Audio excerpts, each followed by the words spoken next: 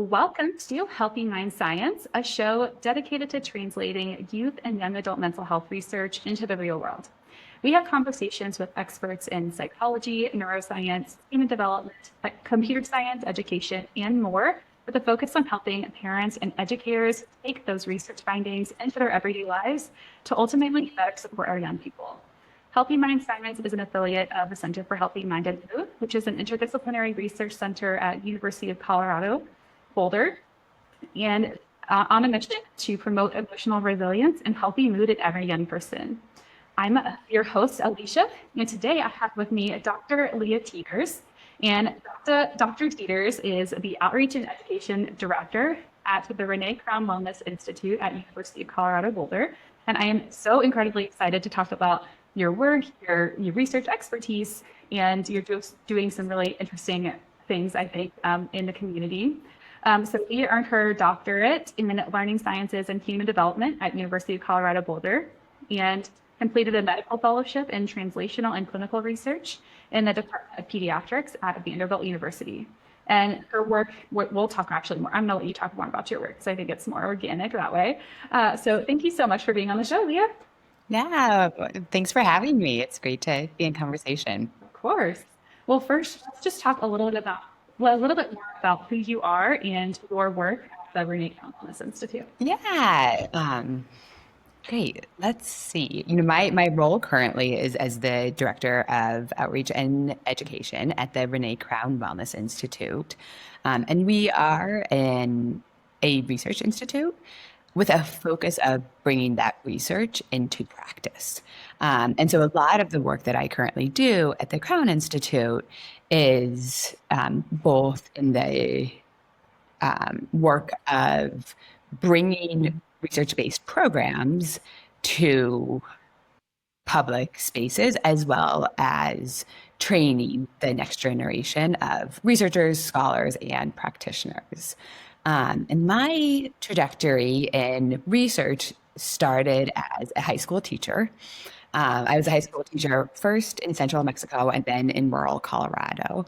And out of kind of the time that I was an educator, I was really interested in the way that education research was disseminated and translated into the school and the classroom. My master's was in special education and linguistically diverse education. And I found that often there was really great science, but that didn't apply to the classroom. And sometimes there felt like often a disconnect where there was science, there was policy, and then there was practice. And those weren't well integrated. So we had great science, we had well-intended policies, and then we had the reality of the classroom. And so after being in the classroom, a lot of my career and my interests have been focused on bringing those threads together for more effective interventions, implementations, and really on the ground practices. And I would say a lot of the research that I've done has been focused on bringing forth different voices and really considering the context in which it will be applied. Yeah. Some of the trajectory that has brought me here. I guess the other part that I would say in that is when I think about the work I did as a secondary educator, the other part that I was really interested in that I felt like often was left out was the out of school context in which students were learning and growing and developing. And so really thinking about different ways to bring forth our perspectives as well as context into education and educational research. Yeah.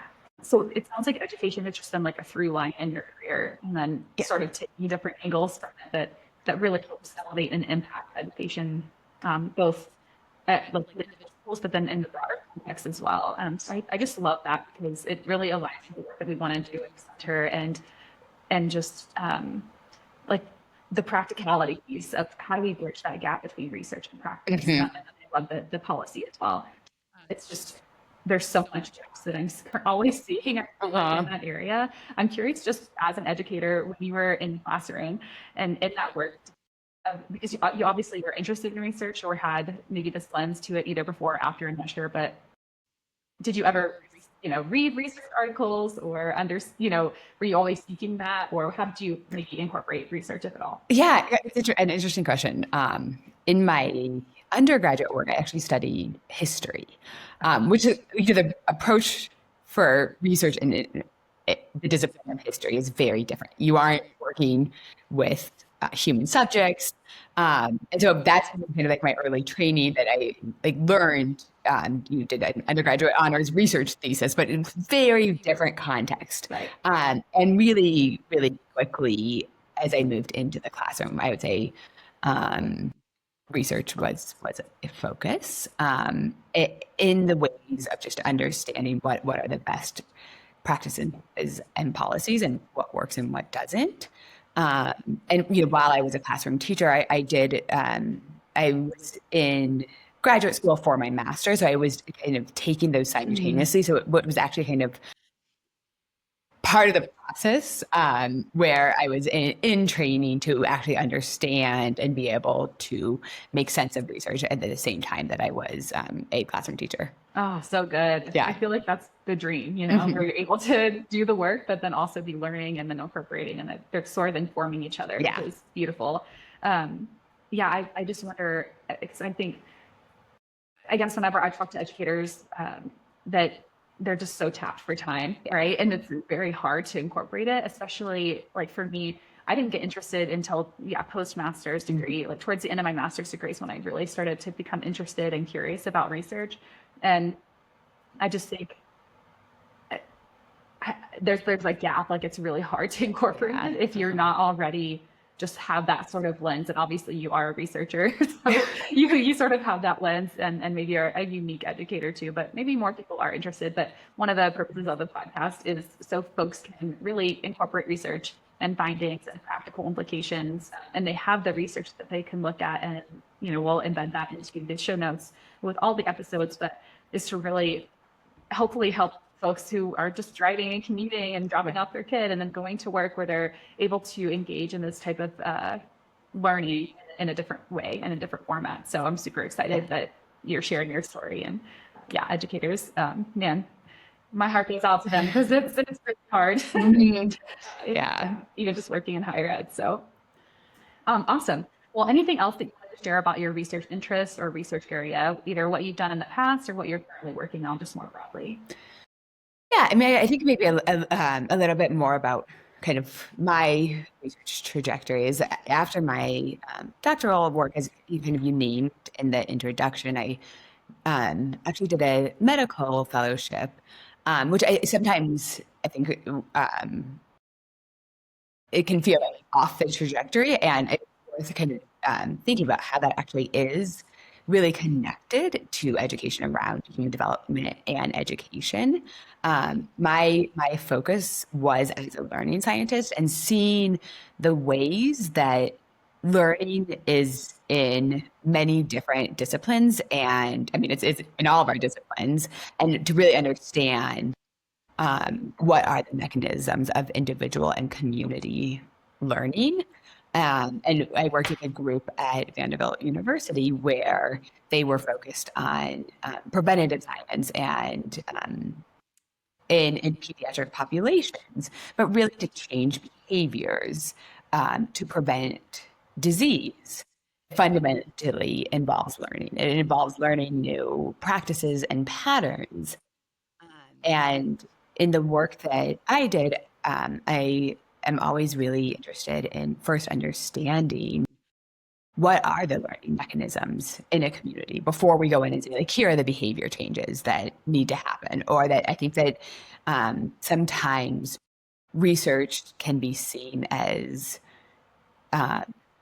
doing to, not doing with. And so really asking questions that seek to understand mechanisms of learning that are already happening before we design any interventions to enhance kind of practices and behaviors.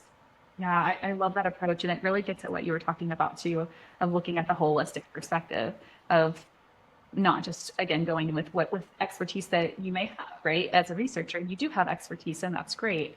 But also there's lived experience that's happening in the real world in communities, both in the education system, but also like you were talking about as outside the education system, and those interact and in ways. And it's just so complex, which is why I love qualitative research so much because it just really, it attempts, I think, to understand the complexities and the nuance. Oftentimes I feel like we're missing that sometimes from like the quantitative, rigorous studies, and I think qualitative has rigor as well. But anyway, I'm digress. Yeah. No, I mean, I will say I deeply love mixed methods research, and I see that I am a qualitative research, and I love working in teams that bring together multiple different methodologies to answer a question. Agreed. Yeah, it's like what is the question that we have, and then what just do we need to understand in order to best answer or address that question? Yes, so practical, and it makes a lot of sense. And to me. I think one of the things I'll just share a funny story, but during my PhD, I really wanted to do mixed methods for my dissertation and was heavily discouraged from doing so. And I was like, oh, I really want to do that, but it's okay. Okay, well, let's dive into your research study that you have worked on in collaboration with multiple co-authors and project leaders. So maybe we have to start with the context of I think we'll just call it a larger project, and then we can dive into a specific article that we can link in the show notes as well for folks if they're interested in learning more about kind of the details of this one particular study. But yeah, why don't you just talk a little bit more about the project broadly? Yeah. So the larger project was the Belonging and Trust project, where our aim was to understand. It actually started with a focus on family. So to understand the experiences of families in and with schools and their experiences, specifically around belonging and trust. And we worked with two different school districts to ask these questions. And we wanted to both understand and then also seek to collaboratively develop ways to enhance experiences of belonging and trust, particularly amongst communities and families that had been identified by the school of not reporting high experiences of belonging and trust. And in these school districts, many of those families were families who had more recently moved to the country, were families of students of color, or learning the English language. And so we entered into this project, and we had a large team of collaborators. And my co-PI, Dr. Adriana Alvarez, and I led this study, and we worked both in the secondary as well as the elementary setting to understand those experiences of belonging and trust. And we started looking at families, and consistently what we heard from families is, you need to ask my student. Is I'm not, as a parent, as a guardian, as a community member, I will not feel belonging and trust until that's cultivated with my young person, with my student in the school. And so then, our kind of thoughts and work really shifted towards a focus on students and asking these questions of what are your experiences of belonging and trust? How can we enhance that in this school? We know that both of those, belonging and trust, are tied to many academic as well as personal and mental health and well-being outcomes. And so really thinking about understanding these in a way that starts these experiences of belonging and trust, that starts with the students, was core to this project. And we worked in very close partnership with our close focal districts. And this is kind of back to where mixed methods was so powerful, is the district said, we have done a lot of quantitative research, but now we need to understand the nuance of these experiences as well as orient towards action. And so our questions were oriented around both what is belonging and trust, what is it not, what are your experiences, but really most importantly is, what is your vision? What is your vision for a school that is defined by these characteristics? So in this, today is kind of put it, in the interest of time, I'll focus mostly on our work at the secondary, but it is worth noting that the broader project went across multiple different sites and included different age ranges because it looks different at different ages. And at the high level, I'll say we applied in the end of design a similar approach across contexts of really first-person storytelling and multiple modalities as really a mechanism to cultivate that belonging and trust in the schools. Yeah, I want to dive into that for sure. But before we do that, I think one of the things I just want to highlight and what I love about your approach to working with the community and with the education system is that you sort of went in with an interest, maybe, or having conversations with folks around belonging and trust, and maybe it was going to be focused on families. But then as you're diving in and learning more, it sort of shifts, right? And I think that is just beautiful. And also, it's also a really great approach, I think, too, because you want to understand parents and also build relationships and trust as a researcher with parents that then you can then talk to them people too. So it's almost like a layered approach, but I just love that the shift and the focus kind of changed. And I think that's what I also love about qualitative research is that it can sort of be responsive a little bit more and change and adjust based on what is, of most need and interest. So yeah, at the Crown Institute, we really center participatory research, and we have a design cycle that we really encourage many of our projects to go through. That starts with build trusted teams, identify and understand, and then co-design, evaluate, and then sustain and scale. And in this specific project, we followed that cycle. And really in that identify and understand, we designed it as a long-term ethnographic project where we, like by design, were open to what that co-design might look like. We recognize that before moving into any sort of designed interventions, action items, we wanted to spend time just asking these questions of what does it mean to you, of spending time in the schools with teachers, with school leaders, with parents, and with young people to engage in long-term ethnography to help actually design that next part of the research study, which moved into the co-design. So good. Well, let's dive into it. I'll share the title of the study, or specifically this one that was published, and we can just dive into sort of the methodology and the approach. So the title of the article is called Circles de Confianza, using multimodal testimonials to build culturally sustaining schools. I'm also going to highlight the co-authors just for yes, please. So we've got Leah Teeters, Michelle Shedrow, Adriana Alvarez, Kathy Schultz, Emily Gleason, and Julia Zigarelli, Blanca Trevo. And that is going to be linked also in the show notes. So if you are really interested and want to dive into the article, please feel free to do so.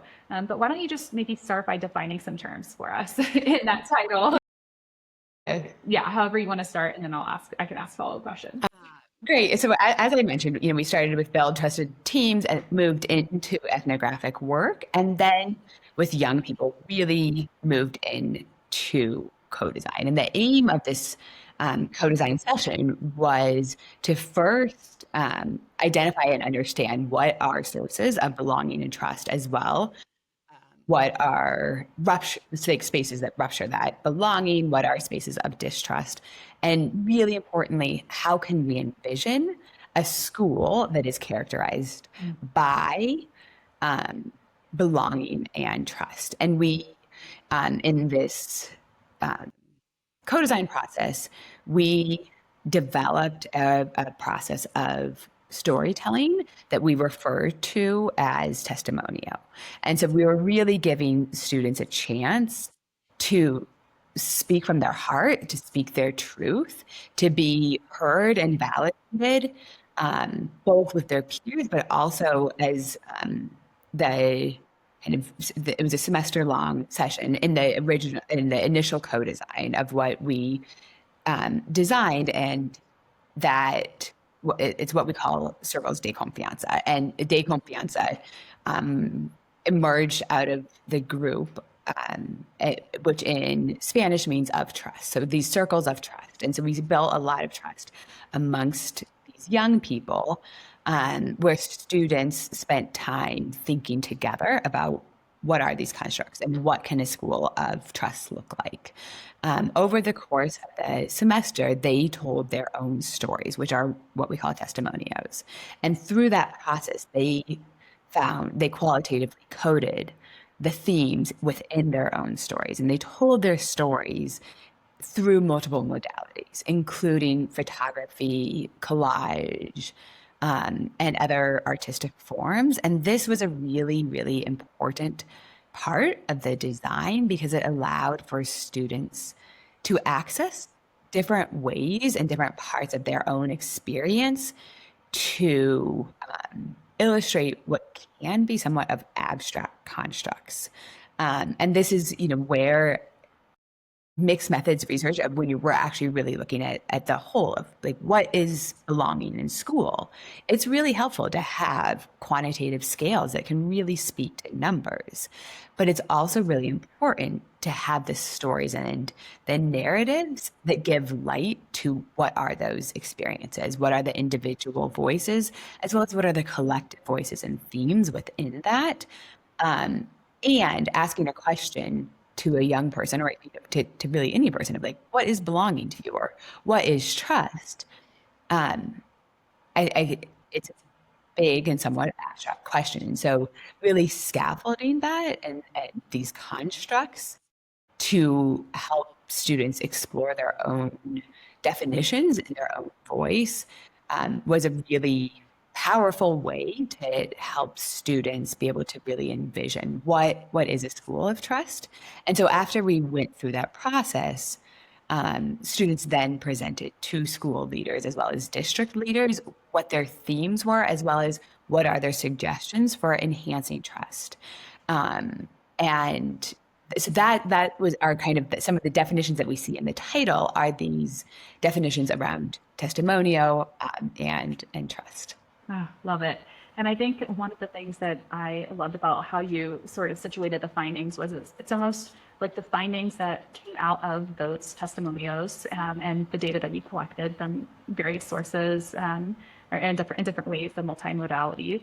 But then also the findings of what the experiences was like were life for the young people. I sort of like see those as like two separate sort of buckets of findings. And I think I'd love to dive into both of those because I think they're both really exciting and relevant to educators and parents. So anything else, I guess, around the context of the study? I think you worked with them for how long? Sorry. So yeah, I mean, I think it was, so we had first kind of a design group that really helped us develop the process. And then from that design group, we expanded it to a larger group of students who engaged in this process with us. And so there were multiple different iterations, but the group that we were working really closely with was about 1.5 years. Okay, beautiful. And then you incorporated different modalities. And I think any stories or anything that you want to share, and we can kind of transition into the findings as well, but about that process. And because I think one of the things that's sometimes hard to conceptualize is how would you sort of use an art project or a creative piece. But I think especially with young people, it can be really powerful. But just based on your article alone, you can see the power of using those different modalities.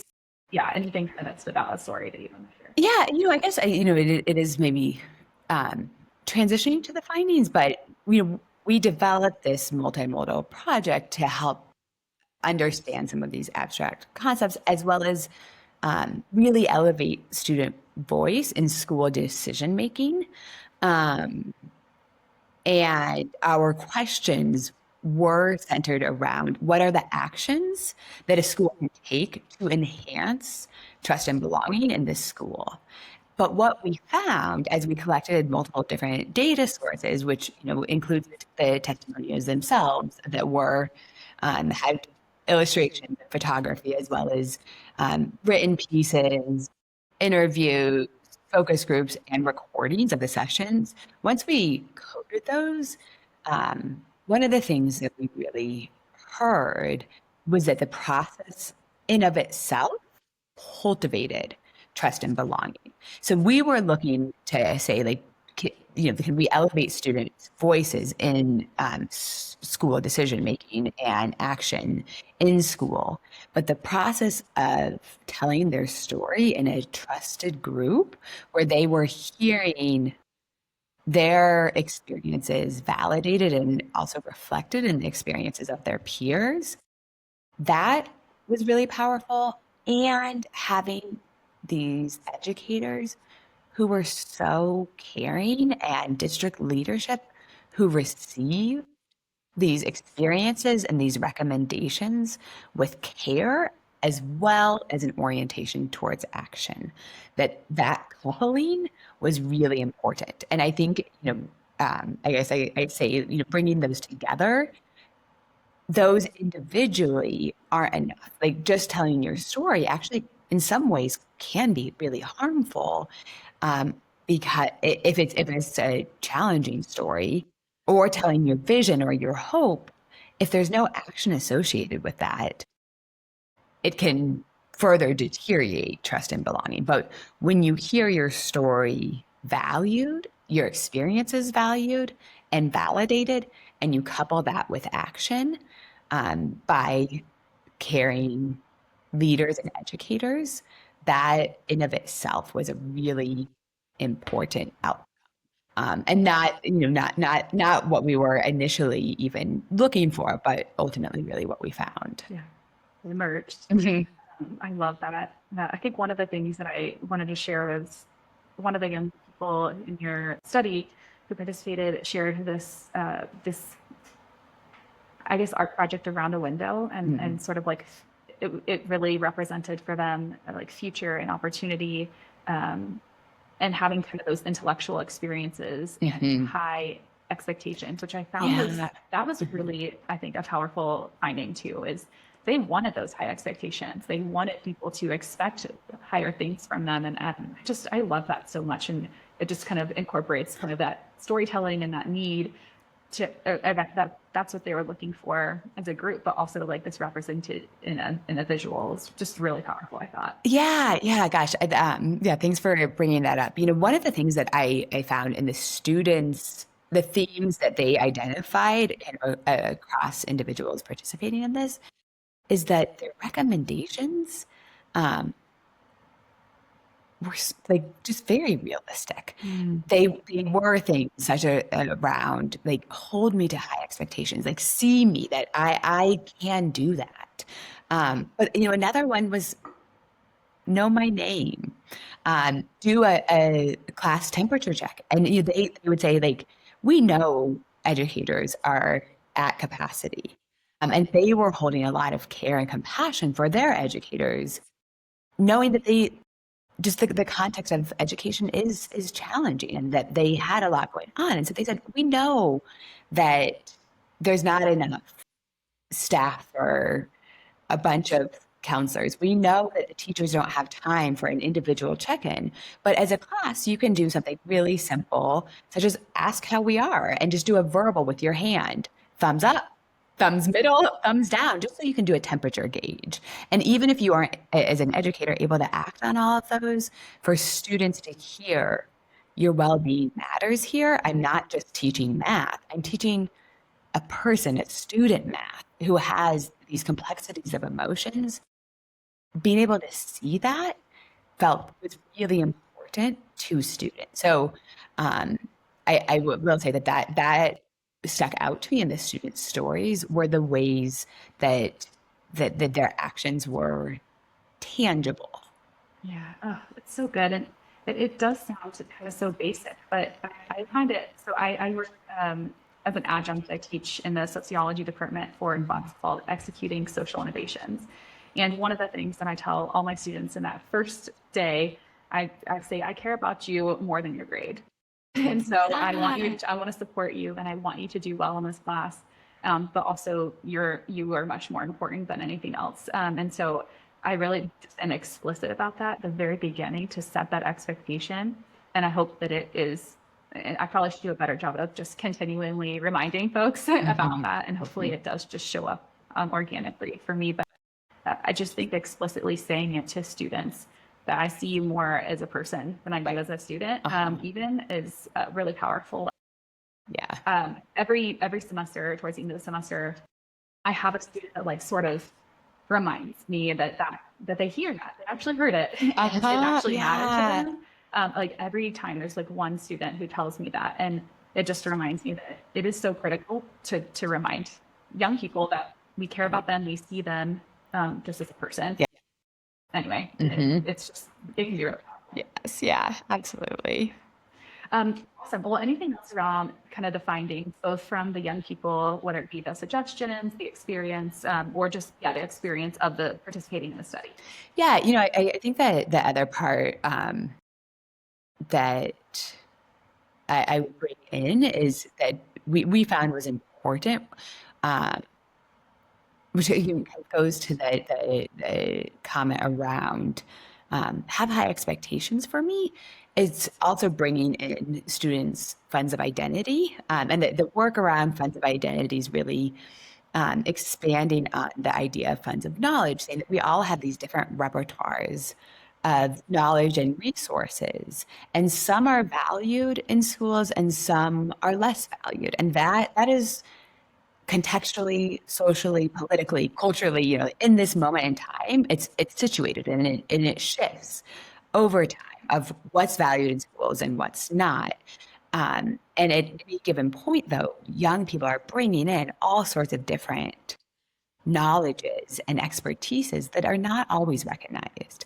And the other part of this, that's really part of the broader study, and that we really found both in secondary settings and elementary settings, is when you listen to students and invite these really vast repertoires of expertise into the classroom, their sense of belonging as well as well-being improves. And the work of funds of identity expands the work of funds of knowledge by specifically asking the question, out of those funds of knowledge, which ones have you as the learner, as a student, really valued as central to your identity? Because there are some funds of knowledge that perhaps, aren't what we want to carry with us moving forward. And so it really centers the learners in exploring how are their funds of knowledge connected to their identities, and what are those identity resources. And so that's kind of the other part, and where this practice of multimodal testimonial was so powerful, is it lets students share their own practices, ways that they construct and experience things like belonging. And those are, there are different cultural ways of experiencing that, as well as trust. And so, as opposed to like myself as a researcher coming in and saying, this is our working definition, this is what the research says, really starting with students and inviting them to bring in their cultural backgrounds, their language, their individual experiences into co-creating visions and definitions, is a really important part of cultivating belonging in schools. Yeah, I think too at the beginning of the relationship, it's really helpful because you're building trust. Like you have something to share, and we expect you to share it because you have expertise that we value. It's like from the very beginning, before we could move anything, or where you're building relationships, but then also even in just defining the concepts that you're trying to understand. Yeah, it's really cool. I think one of the things that I wanted to share that stood out to me too from this, and then I want to go into really like, what are the takeaways for parents and Yes. educators. One of the things that I loved was during the experience of the young people really sharing the outcomes and their so both the findings from their the study, but then also uh, the actions, right, that they wanted to suggest to the school district and to the teachers. That one of the like just the stories from the young people just alone were just so powerful of how much that meant to them. And it matters so much that they had voice, but they were also able to like practice sharing that voice and what mattered. But then hearing about the reactions of I think one of the educators actually started crying and they could see them like tearing up and moving a tear from their eye. And I think it just really showed like, oh, what I have to say matters. And they actually are trying to understand it. And I just always feel that, right? Like I always feel that to every student, every teacher, and every administrator, right, being part of those conversations. And I know that's really challenging, but I just thought that, wow, that's so powerful for a young person to experience that my voice matters and also people care about what I have to say and what my suggestions are. It's just, it was beautiful. So you need some hope and inspiration. Read this article. Moving on, what can parents and educators take away? What are the top couple things that you think are the most practical and really might be helpful for them? Yeah. I think really at a high level, the takeaway is include the voices of young people in data collection, in decision making, and in action. They know so much, and that we need to ask them.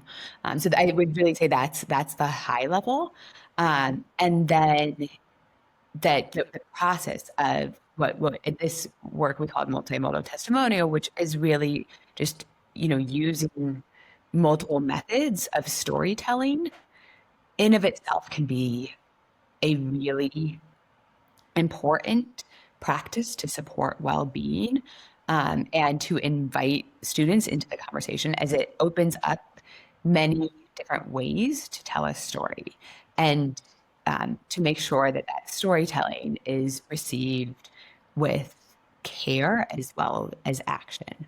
That those are really important tools for supporting trust, for supporting belonging, and really ultimately for supporting the well-being of students in schools. I was just thinking about in your article was, oh gosh, now it's on the schools to respond and actually take that. It sounds like they really were present and taking that into heart, but then it's like there might be sustainability, there might be costs associated with some of these, and some of these can just again we're very simple, but it's like like looping that back and helping them identify like, hey, if you're or closing the loop to say here's what we're going to do and then actually doing it. Yeah. I'm sure that like matters so much too, but yeah, and I do think that that is the work of facilitation, is really like being in authentic conversation with young people so that they can also understand these are the constraints, these are the barriers, that this is the context in which we are working. And in the same way that we are seeking to understand young people's context and the environments in which they're living and growing, it's important for them to be able to see the challenges in the context of the school and the decision making. And when they're brought along in that conversation, it's really humanizing for everybody when they actually understand the complexities of their educators' day, of the school, of the budget, and that young people have just infinite capacities to hold compassion and to understand complex systems. And too often they aren't brought along in those conversations, which can lead to misunderstandings or frustrations. But when they're included in the conversation, they have really powerful ideas about the solutions. Beautiful. Well, I think that we can leave it there. Thank you so much for being on the podcast. I really appreciate you and the work that you do. So please continue it on, and I'm sure we'll see you again in a future show. So thank you so much. Yeah, thank you. Thanks for having me. It was great to talk.